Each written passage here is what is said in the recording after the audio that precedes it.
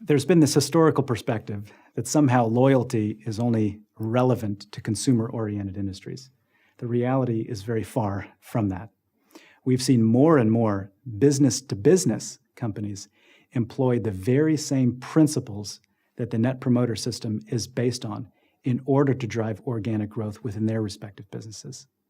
The difference is not the principles, the difference is the application of those principles, very specifically in what kind of system you set up. What do I mean by that? You can have a customer landscape which is incredibly concentrated. You can have only a handful of customers across the globe. That's it. How do you think about that in terms of setting up closed-loop feedback with only a handful of accounts? Second is you have channel structures, which can be complicated. You can have one or two intermediaries between you and the end customer. How do you deal with that? Do you work with them as partners? Do you go around them? Do you just set up the closed-loop feedback processes together with that first step of the channel? And third is the different kinds of individuals within a customer account that are important influencers for your business.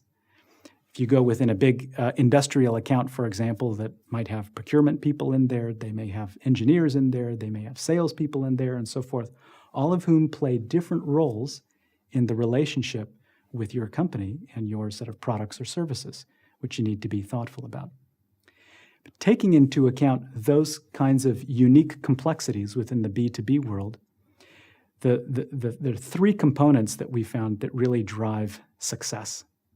The first one is quite simply to identify what are the moments where you can really annoy or you can delight your customer. And this you sometimes need to be a little bit more thoughtful about than in the B2C world. We need to think through that customer experience journey that people go through over time, and what are the moments or what are the different interactions along that journey which really matter the most. The second is that you need to embed this within the organization, that insights have to inform where you place bets. Insights alone are worthless unless you do something with them.